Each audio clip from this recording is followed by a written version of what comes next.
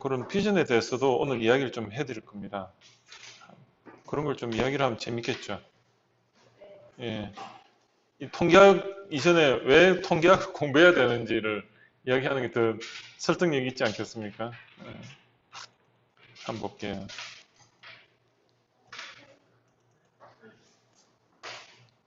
한 20분만, 10분에서 20분만 여러분들 고민을 이야기해 드릴게. 이걸 하고 하면은 여러분들한테 아마 많은 도움이 되실 겁니다. 제가 이제 한국 벤처 창업학회 이사로 있거든요. 그래서 이제 저는 이제 어떤 걸 하냐면 관심이 앞으로는 인구가 나이가 많이 들다는 게 어느 정도 나이가 많이 드냐면 옛날에 70세인데 여러분 나이 때는 두 배로 살아요. 140세. 140세. 징글징글해요. 지금부터 그 관리를 잘 해야 돼. 그 피부에 물광도 내고. 근데 그런 거 하지 마세요. 피부에 물광 내고 이러면 지금은 좋을지 모르지만 나이가 들수록 피부가 손상이 돼가지고 오래 못 가요. 그래서 피부층을 두텁게 해서 좀 그 나중에 깎아내더라도 지금은 그냥 손 안 대는 게 좋지 않을까. 그게 제 사견입니다. 그래서 여러분들이 고령화가요 진행됨으로 해가지고 두 가지예요. 미래의 트렌드는 이게 이제 마케팅 쪽에 하고 다 연관이 있는데 인구가 많이 이제 고령화된다 하는 거하고 두 번째는 뭐냐면 뭘 것 같아요? 핵가족화. 애를 많이 안 낳기 때문에 그냥 여러분들은요 자식 덕볼 생각하면 안 돼. 그냥 내 혼자 어떻게든 먹고 살아야 되는데 누구하고 서로 독거노인끼리 서로 그 카페 만들어 가지고 카톡하고 카톡질하고 페북 하면서 잘 있냐. 그러니까 아침에 이제 카톡 해가지고 답장 없다. 오늘 하늘을 가셨구나. 예, 서로 아니면 뭐 카페 만약에 한 일주일에 한 번씩 와야 되는데 안 왔다. 그러면 전화해가지고 안부 묻고 서로가 그래야 돼요. 그래서 옛날하고 달라요. 옛날에는 애들이 엄마 아빠 이렇게 전화해주고 그런데 그러지 않고 서로가 관심 있는 사람끼리 다문화 공동체 뭐 이런 거 있잖아. 그래서 공동체 생활을 하게 될 거야. 그러면 그걸로 인해서 실제적으로 이제 트렌드도 막 변해요.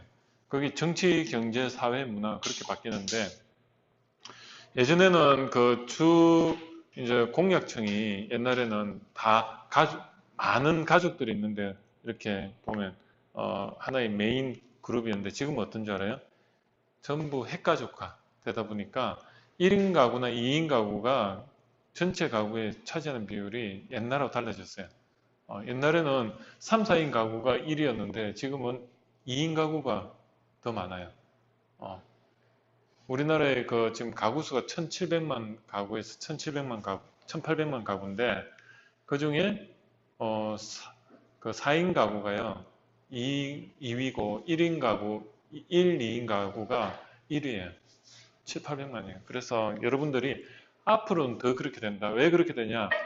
나이가 이제 고령화가 되면은 한 40세까지는 결혼 안 한 자녀들이 대부분일 거예요, 앞으로.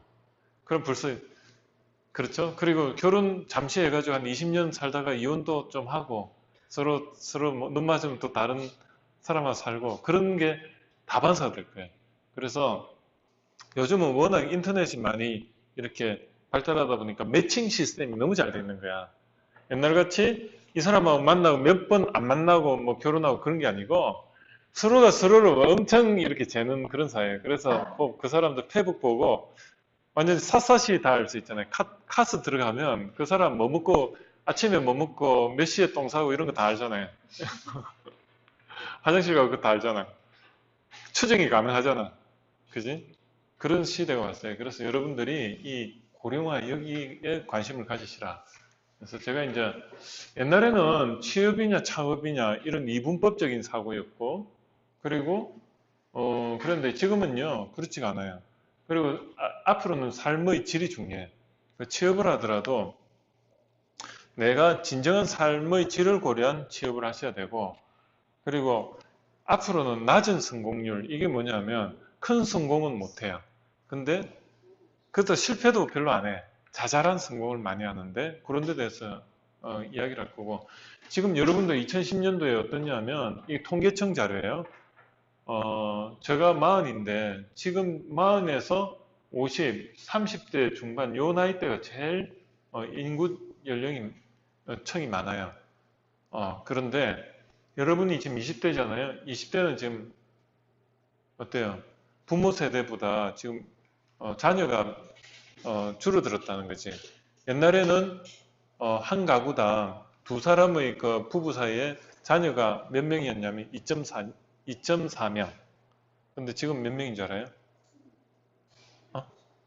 한 명. 맞아요. 1.4명. 이 1.4명이다 보니까 두 가구당 3명이잖아요. 그죠? 4명당 3명이 되니까 그렇게 비율이 되는 게 여기가 4명이면 여기에 3명 이런 식이에요. 이렇게 돼요. 그런데 여러분들이 나이가 50년 후에는 70세인데 그때 여러분들이 여기에 해당이 돼. 그때 밑엔 자녀들이 더 없어. 한 명씩 나요. 한 명이나 한 명 반. 그러면 어떠냐면 여러분들이 평생 일해야 되는 거예요. 옛날에는 요때는 어때요? 한 70세 50년 전만 해도 70세가 사망 연령이거든요. 그때는 밑에 있는 친구들이 먹여 살렸어요. 용돈도 드리고. 왜? 그때는 70세 기준으로 보면 자녀들이 몇 세에 결혼해야지 손자를 볼 수가 있을까요? 20대에서 20대 후반, 30대 초에 자녀가 20, 30살에 결혼을 해야지 내가 60세니까 애를 낳으면 한 10년 정도 내가 아기를 좀 데리고 놀다가 손자를 좀 데리고 놀다가 그래도 내가 좀 벌어놓은 거에 손자한테 좀 기분도 내고 맛있는 것도 사주고 그러다가 이제 죽잖아요. 10년 딱, 그죠? 그게 은퇴 개념이었어요. 그런데 지금은 어떠냐면 100세 기준으로 해서 지금 100세 기준인데 여러분들은 한 20세에서 40세 기준에 보면 지금 100세 기준만 봐도 자녀가 몇 세, 내가 80세야. 80세인데 자녀가 40세인데 이제 결혼해. 그래도 된다니까. 40세에 결혼해가 애 낳았어. 그럼 내가 한 100세 사면 20년 동안 애 데리고 놀고 내가 좀 벌어놓았던 거 좀 이렇게 기분도 내고 그럴 돈도 별로 없겠지만 우리 세대는 그렇게 해도 된다니까. 그래서 여러분들이 요 세대 때 부모들은 요 세대의 경험을 했기 때문에 여러분들한테 강요하는 게 뭘 강요하죠? 25세, 26세대가 시집 안 가면 막 답답해 하잖아. 그거는 낡은 사고 방식이에요. 제가 다 넣건데 부모님들이 시집 가라 뭐 그래도 절대 흔들리지 말고 한 36세, 37세까지는 내가 하고 싶은 거 한다 이런 생각으로 살면 돼요. 그게 여러분들 삶의 질에 도움이 돼요. 왜 그러냐면 일단 시집 장가를 가면 자식이 있으니까 공부 포기해야 돼. 그리고 또 다양한 경험을 할 수 있는 걸 또 포기를 해야 돼. 그럼 그게 평생 간다니까요. 앞으로는 20, 30대 때 여러분들이 어떤 인적 자산이나 경험을 쌓아놔야지 그게 이제 계속 거기에 이제 시드머니가 돼가 계속 가는데 그냥 빨리 결혼하고 싶은 사람 해도 좋아. 나 말리진 않는데 한 6세, 7세까지는 내가 공부를 다 하시라. 그러면 왜 공부를 더 해야 되냐 이거예요. 70세 기준, 옛날 기준으로 보면 70세에 사망을 했을 때 아침 9시 출근 시간이 26.3세였어요. 그래서 이때가 어떤 의미가 있냐면 남자 경우는 일단 군대 해결을 해야 돼. 대학 나와야 돼. 그리고 직장을 잡아야 돼. 그런 의미거든요. 그러면 여러분들 그 7.5세에 이제 대학 입시 봐가지고 이제 20세에 겨우 이제 대학교 들어갔어. 그럼 요 6년 동안에 뭘 해야 되냐면 군대 갔다 와야 되지. 대학 졸업해야 되지. 바빠.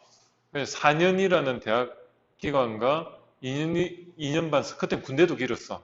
3년을 다녀오면 7년을 빠듯한 거야. 그러니까 여기서 만약에 대학 입시에서 1년 삐끗하면은 여기서 1년이 삐끗하면은 한 2, 3년 늦어지면요. 그건 부모가 손자를 볼 10년에서 3년이 줄어드는 의미예요. 7년 동안에 부모가 이제 손자를 봐야 되니까 그건 불효막심인 거야. 그 당시에는. 그러니까 내가 늦게 장가간다는 게 부모 입장에서는 손자를 늦게 보니까 엄청난 불효라고 생각했어요. 근데 지금은 어떠냐? 여러분들 37.5세가 옛날에 26세하고요. 정신 연령이 똑같아. 신체 연령도 똑같다니까. 어. 물론 여자들은 뭐 늦게 결혼하면 뭐 애가 조금 비실비실할 수 있다는데 그는 확률적으로 그렇다는 거지 안 그래요. 오히려 제가 볼 때는 요때 시집 장가가도요 늦지 않아요. 그러면 요 25세가 여러분들 새벽 6시에 옛날에는 17.5세 고등학교 한 2, 3학년 나이대 연령하고 같아요 지금. 그럼 요때 여러분들 새벽에 자잖아. 그지? 그러면 요때 자는데 여러분들 잘 때 새벽에 일어나 와 내가 왜 해놓은 게 없는데 이런 고민합니까? 안 하잖아요. 여러분의 새벽 6시는 새벽 4시 때 결과물이에요. 뭐냐면 고등학교 다닐 때 조금 뭐 방황할 수도 있고 아니면 공부를 잘할 수도 있고 그 결과물이 새벽 6시에 나타나는데 별 의미가 없어요. 그러면 언제부터 좀 이제 정신 차리고 공부하냐면 새벽 6시부터 새벽 9시 출근 전까지 이제 이제 그날 할 거를 좀 명상도 하고 준비하는 기간. 이 12년이 여러분은 뭘 해도 할 수 있는 나이에요. 뭘 할 수 있겠어요? 저 같으면 공부를 추천해요. 왜 공부를 추천하냐면 자격증 중에 1위가 뭔지 알아요? 박사. 국가 자격증하고 일반 뭐 모든 걸 다 합해가지고 최우선 순위가요. 학위예요. 학위 중에 박사. 박사 중에 어떤 박사가 제일 가치 있느냐? 경영학 박사. 경영학 박사를 딴 사람들은 별로 굶어 죽을 확률이 별로 없다. 어, 어, 모든 게 경영학으로 수렴이 돼요. 왜 경영학인지 알아요? 사람을 대상으로 하는 학문이기 때문에 사람을 알면은 마케팅도 잘하지요. 제품도 잘 만들죠. 사업도 잘하죠. 그래요. 그래서 여러분들이 이때부터 뭘 해도 된다. 그런데 어떻게 해야 되느냐? 한번 보여드릴게. 옛날에는 그래서 50세 기준으로 봤을 때는 한 60세, 70세 되면 한 60세에 은퇴를 하고 그다음 10년을 살다 그랬는데 지금은 100세, 여러분들 120세고 제가 100세라면 50세에 은퇴 지금 해야 될 나이에요. 우리 나이 때 보면 삼성전자 이런 친구들 엊그제 들어갔는데 들어가는 날부터 지금까지 나온다고 했는데 지금도 다니고 있어. 근데 이런 친구들이 지금 이제 그만둘 나이에요. 그러면 그만두고 50년을 어떻게 살아야 되느냐? 수입도 없이 못 산단 말이에요. 그러면 학위가 있어야 돼요. 학위가 있어야 되고 전문성이 있어야 돼요. 그걸 제가 이야기를 할게요. 옛날에는 요런 나이였다. 그냥 요때 이제 휴식하고 그냥 깨끗하게 하면 되는데 지금은 50 이후에 다시 새로운 삶을 살아야 돼요. 인생을 1모작, 2모작, 3모작, 4모작. 그래서 여러분들이 옛날에는 인생 3모작이랬는데 지금 4모작이에요. 그러면 옛날에는 대기업에 다니는 게 효도를 하는 거였어요. 왜냐하면 26세에 들어가면 한 30년을 그냥 열심히 한 직장에 다니면 됐어. 그러면 왜? 여기서 열심히 다녀도 이때는 쉬니까 대기업에서 넣으면은 뭐 브랜드 같은 게 있어요? 대기업에서 그냥 뭐 예를 들어 가지고 삼성에 어디 그냥 한 잘해도 임원이 되긴 힘드니까 부장으로 해가 졸업했어. 그러면 구매 부장으로 졸업했어. 그럼 그 사람이 구매 부장이기 때문에 사회 나오면 뭐 할 게 있을까? 없어요. 구매 부장일 때는 거기가 막 갑으로서 업체들한테 이렇게 뭐 하면 뭐 조금 대우도 받고 간혹 뇌물도 좀 받았고 옛날에 그랬겠지. 근데 그런 게 없다고 하지만은 또 있을 수도 있잖아. 그런 거 하면 기분 좋단 말이야. 골프 접대도 좀 받고. 그런데 그 사람들이 대기업에서 나오면 휴식. 그런데 휴식이라고 생각했는데 알고 보니까 이런 거야. 50년을 더 살아야 돼. 그러면은 앞날이 암담해요. 왜? 준비된 기업. 돈을 좀 퇴직금 한 4, 5억 받아도 그게 평생 자기 돈일까? 아니란 말이에요. 이때는 내 이름 앞에 수식어가 필요해요. 어느 분야 전문가. 그게 옛날에는 사자였어요. 요 시대에는 사자였어. 왜냐하면 이때 한 번 변호사는 평생 변호사였어. 근데 지금요, 저한테 공인회계사가 어제도 그렇고 세무회계사, 세무사, 공인회계사 저한테 영업을 해요. 텔레마케터처럼 전화가 와가지고 고객님 저희 회사에 맡기시면 반값에 해드리겠습니다. 그래. 그게 현실이에요, 지금. 워낙 지금 보면 공인회계사도 옛날에는 1000번 번호가 공인회계사 받으면 1050번, 1100번 이랬는데 지금은 1년에 1000명씩 배출이 되니까 1년에 1000명씩 지금 1년에 그럼 그게 지금 몇십 년이 지났는데 20년 전에 공인회계사가 1000번 단위였어요. 그때는 100명씩 뽑고 200명 뽑고 했는데 지금은 1000명 뽑는단 말이에요. 지금은 몇만 명이 막 쏟아져 나오니까 나눠 먹기 하니까 어때요? 회계사무소 장사 안 돼요. 그래서 전화 와가지고 고객님 반값 해드릴게요. 찾아뵙겠습니다. 그래요. 그럼 내가 완전히 한두 군데 받으니까 난 강의하는데 짜증나잖아. 그냥 탁 끊어버려요. 옛날엔 그렇게 뭐죠? 대우받던 사람들이 지금 그 사람들이 다 어디 출신이에요? 스카이대 출신이야. 공부 열심히 해가지고 했는데 나이 한 40, 50대 되니까 20대 때는 그땐 좋았지. 근데 한 20년 지나니까 세상이 변했어요. 그래서 지금은 어떠냐 하면 이 사람들이 사자가 옛날엔 참 좋았는데 사자 받을 정도면 그래도 뭐죠? 똑똑하다는 게 브랜드였잖아요. 근데 지금 똑똑하다가 알아줘요? 너 S대 나왔으니까 똑똑하니까 이거 해. 안 시켜. 지금은 뭐냐면 네가 잘할 수 있는 게 뭔데? 그거야. 잘할 수 있는 게. 그래서 지금은 여러분들이 잘할 수 있는 걸 찾아야 돼요. 제 나이 때 이렇게 친구들이, 저는 이제 그 고등학교 때 조금 좋은 고등학교를 나와가지고, 부산에 부산고등학교 나왔어요. 근데 그때 학생들이 전부 좋은 데 갔어. 근데 그게 딱 보니까요, 40 이전까지는 약발이 있는데 40 이후에는요, 약발이 하나도 없어. 그때는 네가 잘할 수 있고 좋아하는 게 뭔데 이러대. 당장. 근데 할 수 있는 게 없으면요, 그냥 수직 추락이야. 그래서 여러분들이 앞으로 해야 될 게 뭐냐면, 여러분들이 지금 대학교에 지금 공부를 했으니까 내가 만약에 1호 1문과를 공부를 했다? 그러면 1호 1문 공부한 사람은 전국에 몇 명일까? 일본에 살던 사람부터 해가지고 초급, 중급 공부했네 치면 한 몇백만 명에서 천만 명 안 될까? 일본은 조금이라도 OECD에서 이렇게 말할 수 있는 사람 몇 명 되잖아. 그럼 이 중에 1호를 하면서 마케팅 통계 분석을 할 수 있는 사람은 몇 명일까? 몇백 명을 확 줄어들지. 그러니까 여러분들이 통계 분석이나 이런 과정을 해서 공부를 해야 되는 이유가 이런만 해가지고는 아무짝에도 갈 데가 없어요. 제가 기계공학을 했지만 기계공학을 한 사람이 몇 명일까? 한 수백만 명은 될 거야. 각 대학에 1년에 몇만 명씩 나오면 몇십 년을 해왔고 그러면 안 돼. 그런데 저 같은 경우 기계공학을 했는데 뭐죠? 경영학을 공부했어. 그럼 기계공학을 하면서 경영학을 공부한 사람은 한 몇천 명이야. 그 중에 통계학을 공부를 또 해가지고 통계도 통해서 뭘 할 수 있어. 그러면 저밖에 없어요. 여러분들 앞에 이렇게 설 수 있는 이유가 저는 기계공학도 했고 경영학도 했고 통계학도 공부했고 또 뭐 했냐? 사람에 대해서 공부를 했어요. 사람의 심리를 내공학적으로 책을 많이 읽었고 그러면서 건강에 대해서 인체 역학을 했고 그러니까 그런 것 때문에 로봇도 했고 특허도 대한민국에서 제일 많이 냈었고 그러니까 이런 게 결국은 저를 규정을 하니까 전 가만히 있는데 여러분의 옆에 와가지고 이렇게 사람을 세우는 거예요.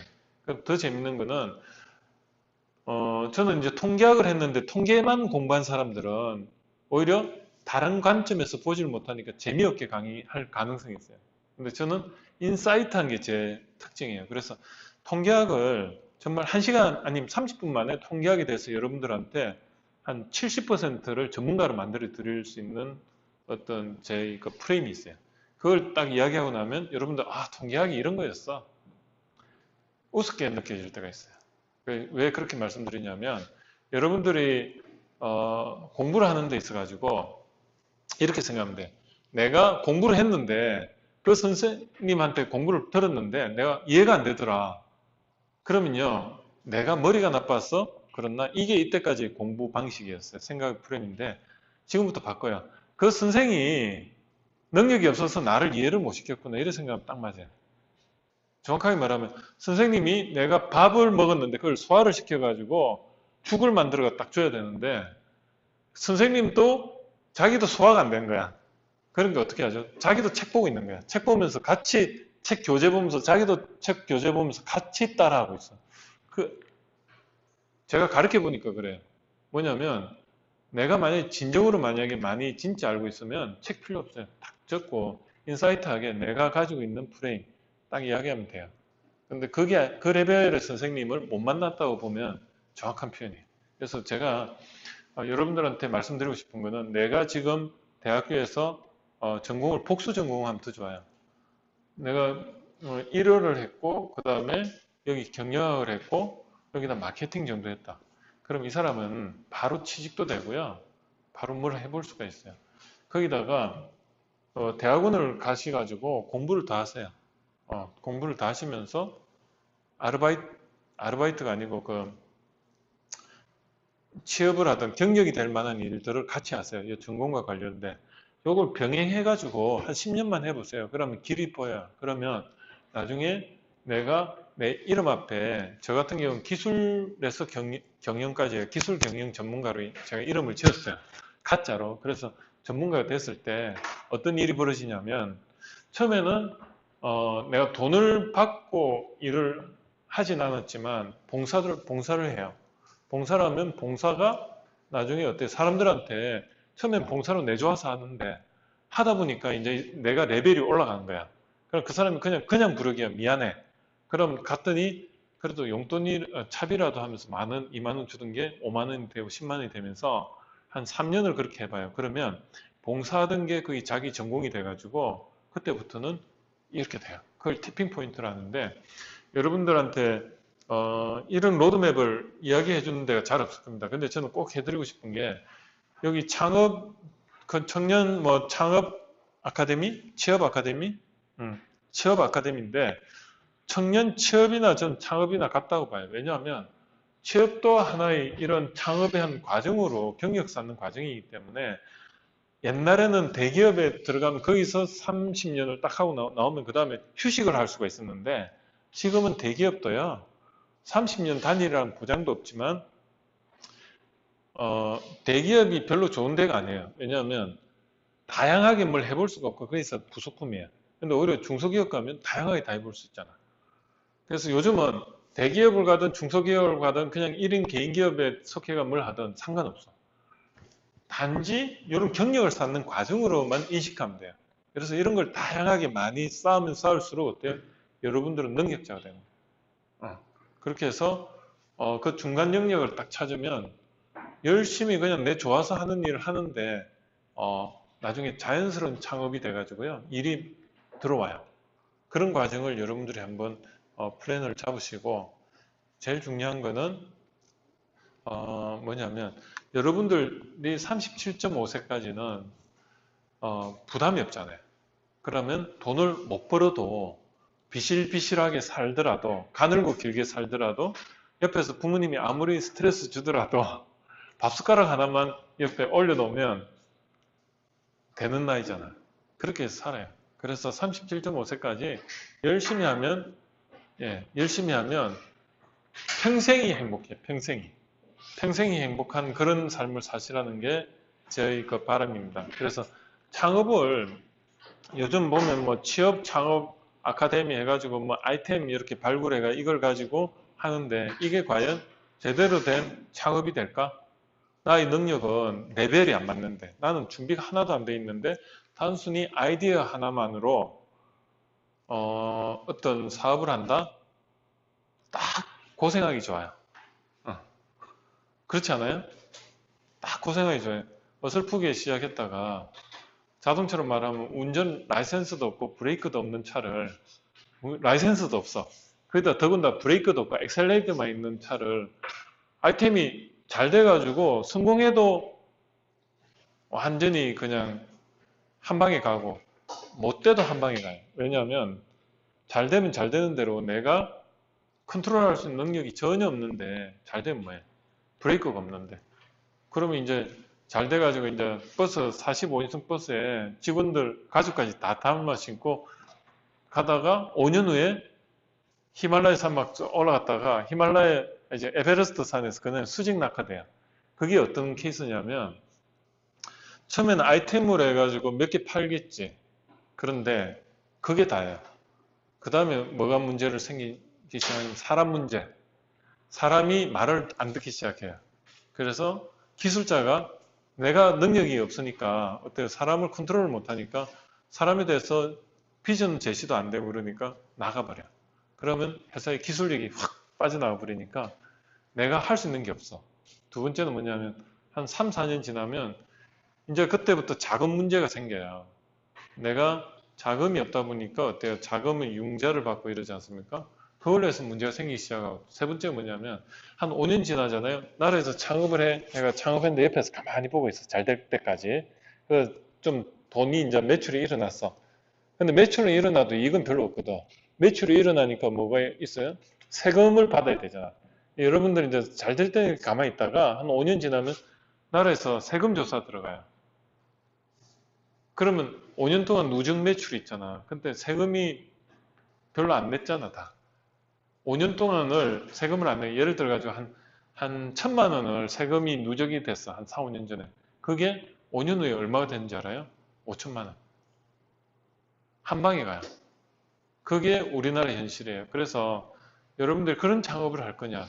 아니면은 내가 아무 자본도 안 들고 그냥 내가 취업도 하면서 열심히 해가지고 공부도 하면서 내가 좋아하는 일을 이렇게 경력이 한 3개 이상 해가지고 전문성을 가지고 여기 한 3년씩 투자를 하면 되잖아요. 벌써 여기 여러분들은 3년 이상 투자를 했고 거기다가 또 뭔가 통계 분석 같은 거 좀 관심 있어 하면 이런 것도 하나 특화시켜가지고 하고 그 다음에 또 뭔가 하나 경영을 또 복수 전공하든 대학원을 경영학을 하든 이렇게 여기 하면서 취업을 중소기업이든 대기업에서 요 전공을 살려가지고 취업하는 사람 거의 없어요. 그럼 또 별개의 취업을 해가 뭘 했어. 외국계 유통업체에 뭐 어디 취업을 했어. 외국 유통 경험 거기다가 뭐 여기 내 전공에다가 경영에다가 뭐 통계 분석 이런 능력 이런 것까지 딱 하면 어때요? 각광받는 사람이 돼요. 그래서 동시에 한 서너 개를 할 수 있으면 그 중간 능력이 내가 생기는 겁니다. 이해가 되시죠? 그래서 여러분들이 인생 로드맵은 앞으로 그렇게 가져가시는 거다. 그래서 융합이 결국은 차별화예요. 융합. 융합되는데 뜬금없는 두 개, 세 개의 중간을 하는 게 이게 스토리텔링이고 스토리텔링을 잘하는 사람이 창조적인 사람입니다. 왜냐하면 제가 뭐 아무거나 하나 해볼까요? 이 물통하고 마우스하고 스토리텔링을 하라. 이게 통계 분석이에요. 왜 통계 분석인지 알아요? 통계 분석에서 교차 분석이라는 게 있어요. 교차 분석. 교차 분석은 요거에 대한 어떤 빈도를 찾아내고 세상에서 여기 필요한 경우의 수를 찾아내고 이거의 필요한 경우의 수를 찾아냈더니 경우의 수가 많이 나오잖아. 그거의 경우의 수와 경우의 수가 뭔가 중간에 교차되는 게 시간, 공간 상으로 뭔가 요것도 사용되는 때가 있고 요것도 사용되는 때가 있어요. 예를 들어 가지고 강의를 하는데 프로젝트 여기 사용되는 시간이 여기 사용되는 거 보니까 박남규라는 사람이 상명대에서 강의할 때 이걸 썼는데 또 강의를 하다 보니까 목이 말라. 그러니까 또 물을 먹어. 그죠? 그러면 우연의 일치인지 모르지만은 그 시간대에 두 개가 빈도가 같이 사용이 되더라. 그게 교차 분석이에요. 그게 스토리텔링이라니까. 그럼 데이터를 기반으로 해서 여러분들이 스토리텔링을 해내면 능력자라니까. 그럼 또 한 가지 해볼게요. 요거하고 요거를 가지고 뭔가 세상에 없는 특허를 만들어라. 저 지금 이거 적극적인 거예요. PT를 하는데 이 물통이 있어. 이거하고 이거 무슨 뭘 하나 스토리를 이야기를 해본다. 어떻게 하면 이야기가 될까? 아, 요거는 물은, 이 물통은 물을 담는 기능이고, 프로젝터는, 요거는 마우스도 되고, 이렇게 레이저 포인터도 돼요. 이걸 그럼 뭘 해볼 수 있을까? 예를 들어 이렇게 한번 쏘아봐. 그랬더니, 쏘아봤더니 뭔가 이렇게 관통을 하는데 물을 넣으면은 굴절이 되더라. 그러면서 예쁘게 뭔가 보여. 어, 뭐 이런 식으로 특징을 한번 만들어 보고 요거하고 해가지고 결합을 해. 그냥 뭐 이렇게 결합을 해가지고 하면 안 될까? 아니면 지금 마우스는 여기서 이렇게만 하잖아요. 그죠? 근데 여기다 한 면을 뭘 페인트를 발라가지고 여기서 이렇게 물을 마시면서 들고 다니면서 이렇게 마우스 패드로 쓰면 안 될까? 그러면 이게 뭐죠? 강의용 물통이 되는 거예요. 이해가 되죠? 그냥 여기 있는데 이렇게 써가지고 여기서 이렇게 해가지고 자 하면서 물도 마시고 했다. 그런 식으로 어떤 융합을 할 수 있는 건데 융합할 수 있으려면 기본 지식이 있어야 돼요. 물통에 대한 어떤 인문학적 지식이 있어야 되고 여기에 대한 인문학적 지식이 있어야 돼요. 깊은 통찰이 필요한 거죠. 그래서 여러분들이 인문학을 공부하는 이유는 왜 공부한다? 그 배경을 알기 위해서. 여기 만들어지기까지 어떤 역사적 배경이 있을 거고, 요게 마우스가 만들어지기까지 역사적 배경이 있으면 그 중간에 어딘가에서 만난단 말이에요. 그 만나는 데를 찾아내는 거예요. 제가 지금 여기서 찾아낸 건 뭐죠? 얘가 평평하고 여기에 물을 담아서 하는 강의 시간에 사용할 수 있는 물통이라는 것. 그게 하나의 그 히스토리에서 나오고, 요것도 강의 시간에 한다. 근데 얘는 마우스 패드가 없다. 이렇게. 그럼 투명하니까 이걸 덜 투명하게 뭘 만든다든지, 아니면 뭘 재미있게 만들기 위해서 이렇게 쏘면 되는데, 여기 쏘면은 뭐 빛이 분산이 돼가 예쁘게 뭔가 조명을 만들 수 있다니. 이게 그 융합이에요. 그래서 여러분들이, 내가 하는 분야에서만 관심을 가질 게 아니고, 다양하게 알고 있을 때 그게 인문학적 소양이고, 그래서 인문학이 요즘은 더 뜨는 이유가 인문학이 인간에 대한 글자 학문이거든요. 그 인문학하면 문사철 하는데 문학, 역사, 철학이라고 하는데 결국은 그 문학과 역사, 철학을 공부하는 게 인간에 대해서 공부하듯이 우리가 역사나 철학 이런 걸 몰라도 인문학을 한다고 해요. 왜냐하면 사람에 대해서 공부하는 학문은 다 인문학이에요. 그래서 여러분들이 다양한 경험각색으로 인생을 캐리어를 두 배로 쌓을 필요가 있고요. 역경을 사서 고생하는 거예요. 왜냐하면 취업하고 그리고 취업을 하면서 공부를 한다는 건 하나만 하면 고생스럽지 않을 수 있는데 두 개 하니까 고생스러운 거야. 역경이 거꾸로 하면 경력이 되는 거예요. 그래서 여러분들이 이력서에 쓸 때 이런 게 참 좋아. 리니어하게 가지 않고 패러렐하게 이것도 하면서 저것도 하면서 막 동시에 이렇게 막 하면요. 이 사람 열심히 살았구나. 첫 번째. 그리고 자소서에는 자기의 그 프레임, 패러다임을 이야기하는 거예요. 예를 들어 가지고 회사에 지원한 동기가 뭡니까? 그게 이제 자소서에 있는데 그때 그냥 이거예요. 자소서에 그렇게 있으면 어떤 사람은 그걸 이력서 같이 써요. 제가 뭐 옛날에 이렇게 됐고 이렇게 돼서 이렇게 돼서 이렇게 지원하게 됐습니다. 이거는요 이력서지 자소서가 아니에요. 자소서는 뭐냐 자기소개서는 자기의 생각을 소개하는 거예요. 그래서 내가 이렇게 지원하게 된 동기는 내가 평소에 이런 좋은 생각을 가지고 있었다. 아니면 세상을 바라보는 프레임이 있었는데 이 회사에서는 이러한 나의 생각을 구현시켜 줄 수 있는 회사라서 내가 지원하게 됐다. 그런데 내 프레임은 어떤 거냐면 내가 세상을 항상 좀 사랑을 실천하고 싶은데 사랑은 관심과 배려고 그래서 세상에 대해서 관심을 많이 가질 수 있는 회사고 그리고 또 좋은 솔루션을 가지고 있어가지고 세상에 좋은 배려를 할 수 있다. 이런 식으로 적으면 어때? 내가 사랑을 아는 프레임을 회사를 통해서 이야기를 하잖아요. 보면 이 사람 뽑고 싶겠어요? 안 뽑고 싶겠어요? 자소서는요, 한 10줄 되는데 모든 게 다 들어가 있어요. 그거 한 개 때문에 그 사람 뽑는다니까. 감동받아가지고. 그거거든요. 예를 들어 부모님이 일찍 돌아가셨어. 거기에 대해서 프레임을 이야기하면 어떤 친구는 부모님이 그렇게 빨리 돌아가셔가지고 제가 고생을 했고 그래서 뭐 인생 우여곡절 끝가 지금 이렇게 됐고 이건 이력서지 자소서가 아니에요. 부모님이 일찍 돌아가심으로 인해서 제가 오히려 더 다양한 경험을 할 수 있었습니다. 부모님이 있는 집안의 사람보다는 내가 조금 더 고생은 했지만 긍정적인 프레임을 보여주는. 제가 그걸 통해서 조금 가정 형편이 어려웠고 이러면서 이렇게 돼서 난 오히려 더 많은 경험을 했기 때문에 결론적으로 전 더 좋은 경험을 했고 행복합니다. 긍정적인 프레임을 보여주는. 그래서 여러분들이 그런 어떤 그 자소서에는 그런 게 꼭 필요합니다. 그래서 평생 직업이 필요하다. 단지 취업과 학업은 과정이고 그래서 여러분들이 결국은 여러분들이 취업을 하는 목적이나 그 공부를 하는 목적은 창업인데 어떤 창업, 1인 창업, 퍼스널 브랜드 내 이름 앞에 어떤 수식어가 붙어서 친구들이 나를 그 전문가로 인정해 주면요. 여기 대학교 학생 친구 중에서도 전문가로 인정받으면 벌써 그 친구는 성공한 거예요. 그걸로 해서 예를 들어 컴퓨터를 잘 고쳐. 그런데 이 친구가 친구들이 그냥 재미로 줬는데 다 고쳐내. 그러면 그 친구는 가만히 있는데 뭐죠? 친구들이 야, 근데 다른 데 맡기기엔 좀 비싸고 니한테 고칠게 한 얼마 줄까 하면 다른 데 한 5만 원 줄 거, 2만 원 해줄게. 그러면 그 업이 되는 거예요. 그게 컴퓨터 전문가 이래 되거든. 그거거든. 일하면서 공부할 수 있는 게 그게 중요하고 이런 겁니다. 그래서 여러분들이 꼭 그 하길 바라고요. 이제 사람들이 많이 왔으니까 제가 이제 본격적으로 들어가